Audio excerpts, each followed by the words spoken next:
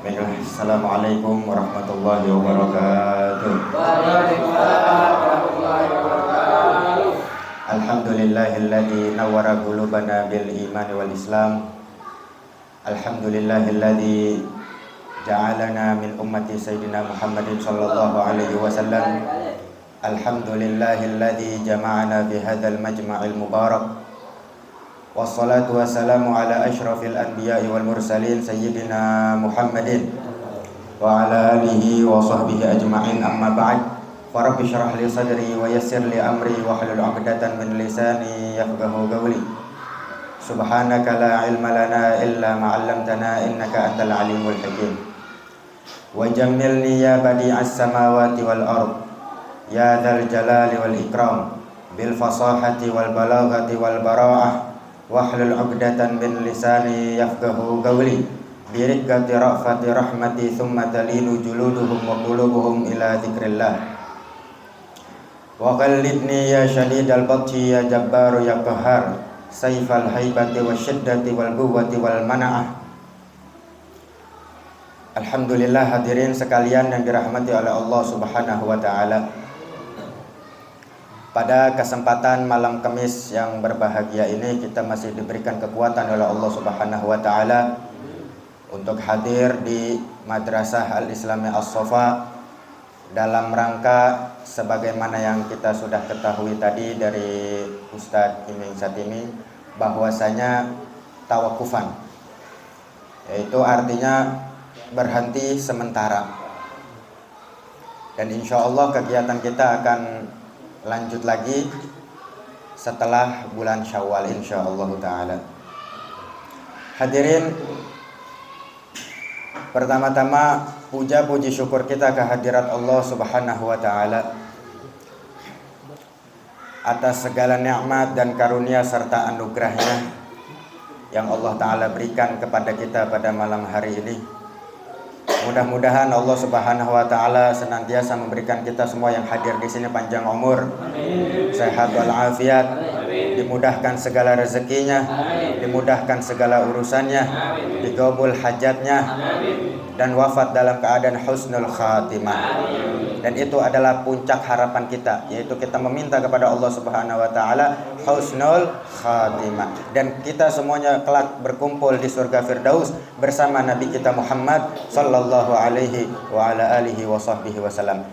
Hadirin yang dirahmati oleh Allah Subhanahu wa taala, alhamdulillah pada malam hari ini kita kedatangan Bapak RT Kandi dan segenap para jamaah sekalian, bahwasanya Allah Subhanahu wa taala berfirman di dalam Al-Qur'an, ya ayyuhalladzina amanu taqullaha haqqa tuqatih. Allah Subhanahu wa taala berfirman di dalam Al-Qur'an, ya ayyuhalladzina amanu taqullaha haqqa tuqatih wa la tamutunna illa wa antum muslimun. Wahai sekalian orang-orang yang beriman. Ya, Allah jelaskan di dalam Al-Qur'an, wahai sekalian orang-orang yang beriman. Yang kagak beriman berarti kagak hai gitu ya. Wahai sekalian orang-orang yang beriman, bertakwalah kamu kepada Allah dengan sebenar-benarnya takwa. Wala tamutunna illa wa antum muslimun, dan janganlah kalian wafat kecuali dalam keadaan muslim. Kenapa Allah Ta'ala tegaskan dalam ayat ini jangan sampai kita wafat kecuali dalam keadaan muslim? Kenapa? Karena wafat dalam keadaan muslim itu bukan sesuatu yang mudah. Wafat dalam keadaan beriman bukan sesuatu yang gampang. Makanya kenapa dalam kalimat syahadat, dalam kalimat la ilaha illallah Muhammadur Rasulullah, kedua bibir kita tidak bergerak, hanya sekedar lidah. Itu salah satu daripada rahmat Allah Ta'ala untuk memudahkan orang yang sakaratul maut untuk mengucapkan kalimat tauhid. Yang gerak cuma lidah, la ilaha illallah, bibir nggak ikut. Karena orang sakaratul maut dia mau bergerak ini berat. Ditambah lagi kalau orang yang sakaratul maut kan ausnya itu kayak kita berada di gurun pasir, kagak minum, aus, ditaruhin serbuk-serbuk besi. Nah antum yang suka motong-motong besi itu pakai alat apa namanya tuh? Gerinda ya, gerinda. Itu kan ada serbuk-serbuk itu.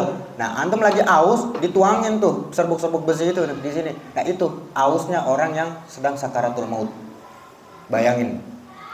Dia lagi dicabut nyawanya, bibirnya berat buat ngucapin 2 kalimat syahadat, untuk mengucapkan apapun, maka Allah Subhanahu wa taala ringankan tuh. Makanya lidah tuh ya, begitu kita ngucapin kalimat tauhid, itu dia bibirnya kita nggak ngikut, cuman lidah doang. Itu salah satu daripada rahmat Allah Subhanahu wa taala. Apa yang Allah bilang? Wala tamutunna illa wa antum muslimun. Jangan kita wafat kecuali dalam keadaan beriman. Dan banyak sudah hadirin amalan-amalan yang sudah kita jalankan. Yang tadi kita baca ratib tadi ya. Baca ratib, alhamdulillah. Tadi kita membaca maulid ya. Terus dalam ratib itu ada ya Allah biha, ya Allah biha, ya Allah bihusnil khatimah. Artinya apa? Wahai Allah dengan pangkat kebesaran Ahlul Bait. Wahai Allah dengan pangkat kebesaran Ahlul Bait, ya Allah bihusnil khatimah, anugerahkan kepadaku husnul khatimah. Nah, itu. Makanya syaitan itu bilang, qasama zahri ibnu Adam. Ibnu Adam telah mematahkan punggungku. Syaitan. Sebab apa? Aku goda dia biar dia masuk ke dalam neraka, terjerumus dalam dosa, tapi ujungnya husnul khatimah. Bikin patah semangat syaitan tuh kalimat ya Allah biha tuh yang ada di ratib yang kita baca, membuat syaitan patah semangat. Kenapa? Karena orang mau bagaimanapun dosa yang dia perbuat, ujungnya baik. Bukankah segala sesuatu dipandang di akhirnya? Iya. Orang ribuan tahun sujud sampai palanya agak hitam sedikit, ya, tapi ujungnya ingkar sama Allah Ta'ala, ya masuk dalam neraka su'ul khatimah. Tapi orang hidupnya berjalan menyimpang lah, apalah, berbuat dosa dia hidupnya. Tapi di akhirnya dia ngucapin 2 kalimat syahadat atau wafatnya di tempat yang baik, berarti kan husnul khatimah. Ya, segala sesuatu dilihat pada akhirnya. Makanya antum kalau misalkan baca ya Allah biha tuh antum bayangin gitu. Antum bayangin ya Allah, mudah-mudahan wafat dalam keadaan husnul khatimah. Ya Allah biha, ya Allah biha, ya Allah bihusnil khatimah. Wahai Allah dengan pangkat kebesaran Ahlul Bait Nabi, wahai Allah dengan pangkat kebesaran Ahlul Bait Nabi, anugerahkan kepada diriku wafat dalam keadaan husnul khatimah. Maka itu dalam qasidah yang di Asyraqal, Rabbi faja'al mujtama'na ghayatu husnul khitami. Rabbi faj'al mujtama'na, wahai Allah jadikanlah perkumpulan kita ghayatu husnul khitami, puncak harapannya yaitu wafat dalam keadaan husnul khatimah. Maka dari itu hadirin, mungkin kita kalau misalkan mengandalkan amalan-amalan yang dilakukan oleh orang-orang soleh, beratlah mungkin ya. Potongan kayak kita mah nggak ada bagiannya pisan romannya gitu, berat. Kita nggak bisa kayak mereka. Cukup kita modal cinta kepada mereka, jalankan yang wajib, tinggalkan yang dosa, itu udah cukup buat kita. Paling tidak kita mengamalkan 4 sifat. 4 sifat ini insya Allah kata para ulama dapat mengangkat derajat seorang hamba di sisi Allah Subhanahu wa ta'ala, walaupun ilmu dan amalannya sedikit. 4 sifat ini nih kalau diamalkan bisa mengangkat derajat seseorang di sisi Allah Ta'ala walaupun ilmu dan amalannya sedikit. Yang pertama apa? Al-hilmu, lapang dada. Nah, lapang dada ini bukan sekedar kalau orang sabar dikatain, orang sabar nih, dikatain nih, sabar dia, tapi hati masih ngegerendeng, masih ngegerutu gitu. Awas lu ntar kalau gua begini-begini gua bales lu. Dasar lu miskin lu, dasar lu begini, awas lu kalau gua kaya tuh. Sabar, dia nahan, sabar, tapi hatinya masih ngegerendeng, itu namanya sabar. Tapi kalau hilim, dikatain sama orang, dihina, lapang dada, terus ngedoain yang baik-baik buat orang yang mencaci maki dia. Ya Allah, mudah-mudahan orang yang ngatain saya panjang umur, sehat walafiat, diberkahi rezekinya. Kira-kira bisa nggak antum begitu? Wali itu. Dikatain orang susah lu, lu ngejedok bae lu begini. Dikatain apa dah? Ya, yang bikin antum sakit hati misalnya. Tapi antum ngedoain yang baik-baik buat dia. Ya Allah, mudah-mudahan orang yang ngatain saya panjang umur, sehat walafiat, dimudahkan segala rezekinya, dimudahkan segala hajatnya, digobul, dan wafat dalam keadaan husnul khatimah. Antum doain yang baik-baik dah semua buat tuh orang. Nah, itu dia hilim, sifat lapang dada.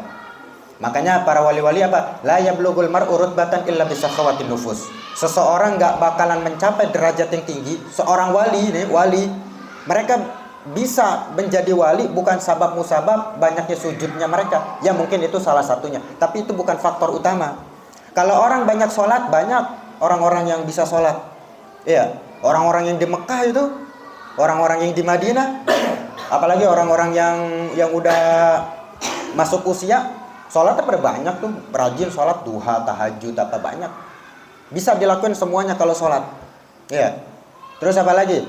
Para wali-wali, mereka diangkat menjadi wali bukan sabab musabab, dia banyak sedekah. Kalau sedekah ya mungkin orang juga bisa asal dia orang berada atau mungkin memang jiwanya. Ini kan banyak juga tuh orang-orang yang loyal tuh. Ya, orang-orang yang baik, sedekah. Bisa semua orang.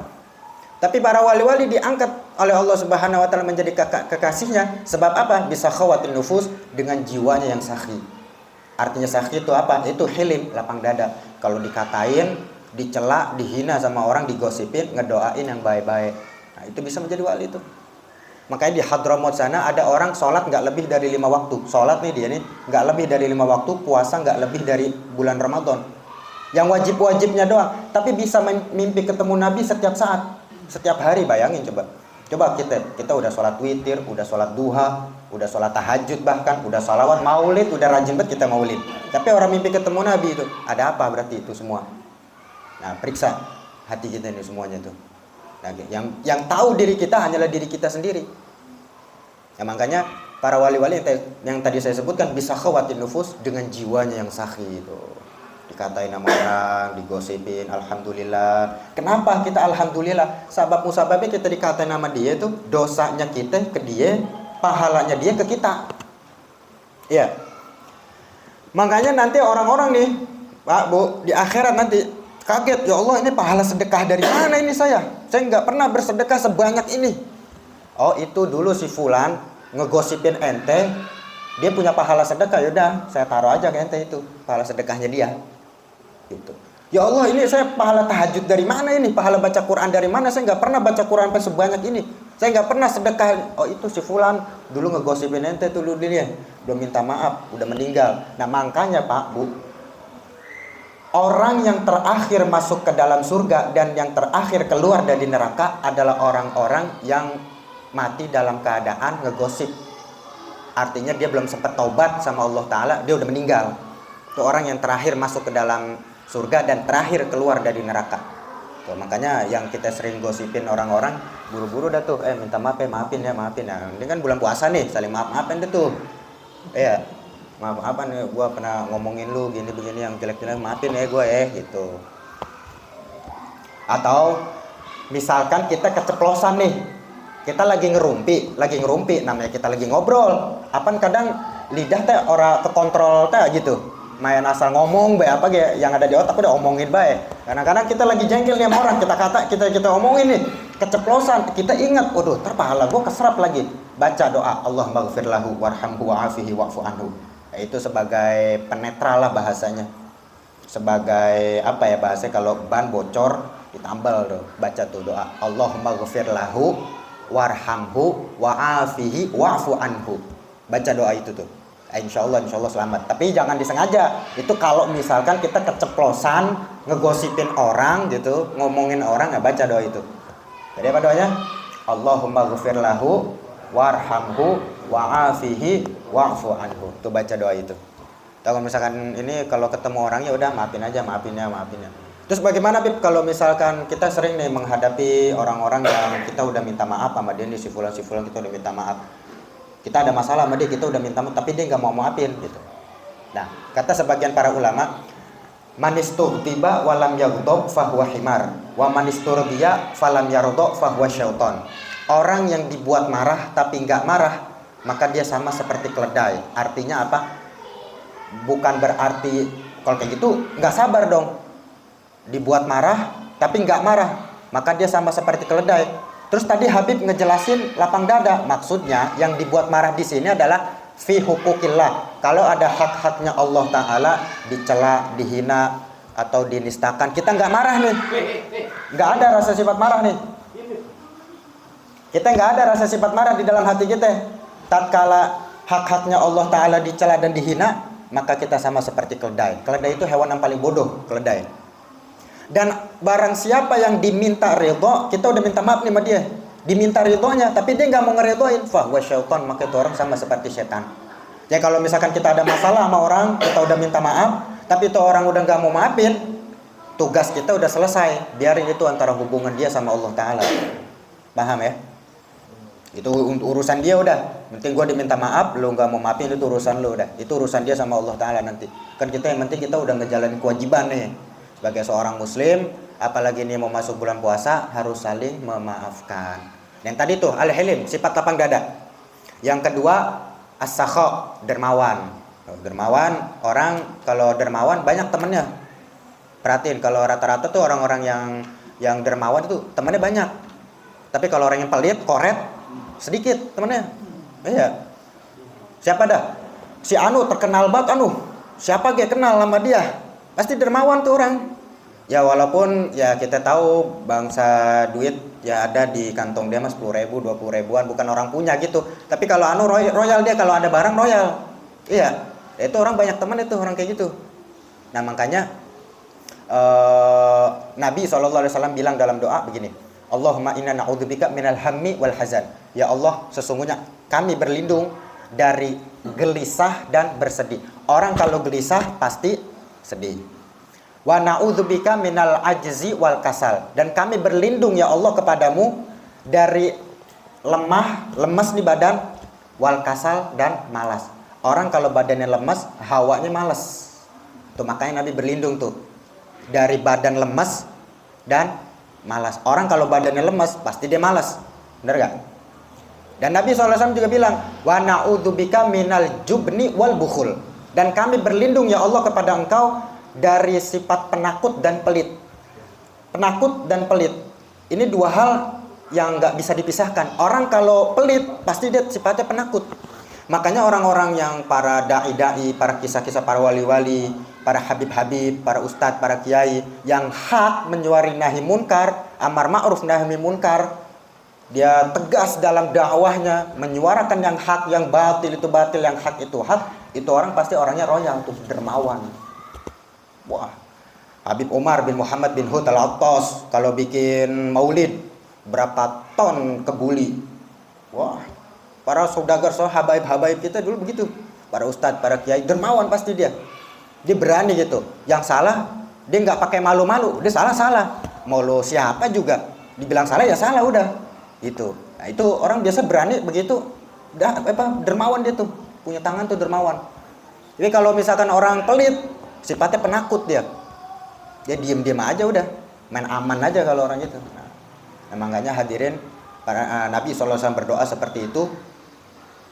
Minal jubni wal bukhul, sifat penakut dan sifat pelit. Nah makanya kita dianjurkan untuk dermawan, murah tangan, dermawan, sahi. Makanya apalagi orang-orang yang berada gitu ya, orang-orang yang memang punya usaha, punya apa gitu, dia mau menginfakkan kelak di akhirat. Ketika orang-orang yang puasa masuk surga, ditahan sama malaikat. Ente ahli puasa, ya. Siapa yang memberitahukan kepada ente bahwasanya puasa itu baik, ganjarannya tinggi di sisi Allah, minal ulama, dari para ulama. Fata'adab ma'ahum, beradab sama mereka. Akhirnya udah, orang-orang yang puasa belakangan. Nah terus datang nih orang-orang yang haji, yang hajinya diterima sama Allah Ta'ala. Kata para malaikat, ditahan dulu, stop. Ente bisa mengetahui keutamaan haji itu besar dari siapa? Minal ulama, dari para ulama. Fata'adab ma'ahum, beradab sama mereka, jangan ngelangkahin mereka. Akhirnya datang nih para ulama, orang-orang yang sahih. Orang yang sahih nih masuk ke dalam surga, di stop sama para malaikat. Ente orang-orang yang sahih bisa tahu keutamaan orang yang dermawan itu besar dari siapa? Minal ulama, dari para ulama. Fata'adab ma'ahum, beradab, jangan langkahin. Itu. Akhirnya udah mereka minggir tuh. Ada para ulama nih, ya, para ulama saat dimuliakan, mereka berjejer masuk ke dalam surga di barisan yang terdepan gitu. Akhirnya para ulama bilang, wahai para malaikat, emang sih kami yang memberitahukan mereka bahwasanya keutamaan bersedekah itu begitu luar biasa. Kami yang mengajarkan mereka, tapi dakwah kami juga nggak bakalan berkembang kalau nggak ada mereka. Akhirnya dipanggil orang-orang yang dermawan nih, masuk ke dalam surga bareng bersama para ulama di barisan terdepan. Tuh. Orang yang dermawan masuk surga di barisan terdepan bersama para ulama. Besar orang-orang yang dermawan itu pahalanya, Masya Allah. Ya dermawan di sini bukan hanya kepatok dengan harta saja, dengan tenaga.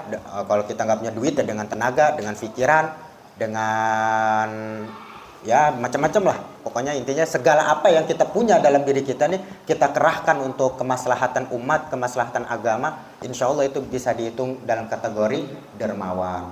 Ya itu dermawan tadi yang kedua ya. Tawadhu. Yang ketiga tawadhu. Kata Nabi SAW, semua sifat yang ada pada diri manusia dihasuti nama orang. Likulli dzi ni'matin mahsud. Setiap nikmat nih yang kita punya, antum punya HP, punya motor, punya barang, punya rumah baru, punya usaha baru, dekat sama si anu yang orang terpandang atau apa, pasti ada yang hasut, ada yang kagak demen, itu pasti. Kecuali satu, tawadhu, sifat rendah hati. Rendah hati semua orang resep tanpa terkecuali. Itu kata Nabi SAW. Kita punya sifat misalnya murah senyum, diomongin juga sama orang, bisa aja senyum padahal hidupnya lagi banyak masalah itu. Iya, senyum. Terus apalagi misalnya kita orangnya openan sama orang, gua gak asik main sama dia, orangnya terlalu terbuka banget, orangnya begini-begini, ilfil gue jadinya sama dia gitu. Pasti ada tuh yang kagak demen. Semua sifat gitu, kecuali satu, sifat rendah hati. Itu semua orang pasti demen, sifat rendah hati. Tawadhu. Itu yang ketiga. Yang keempat, husnul khuluq, baik akhlak. Nah, ini udah pasti dah.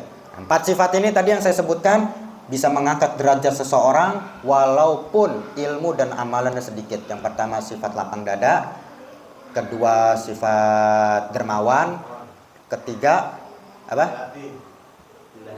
Rendah hati.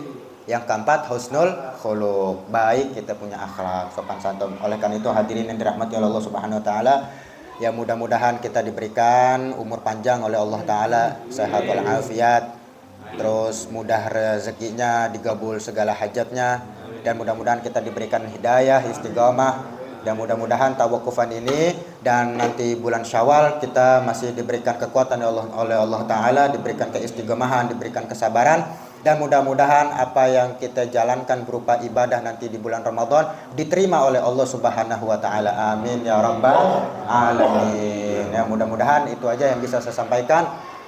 Kurang lebihnya mohon maaf, yang salah itu datangnya dari saya, yang benar itu datangnya dari Allah Subhanahu wa taala.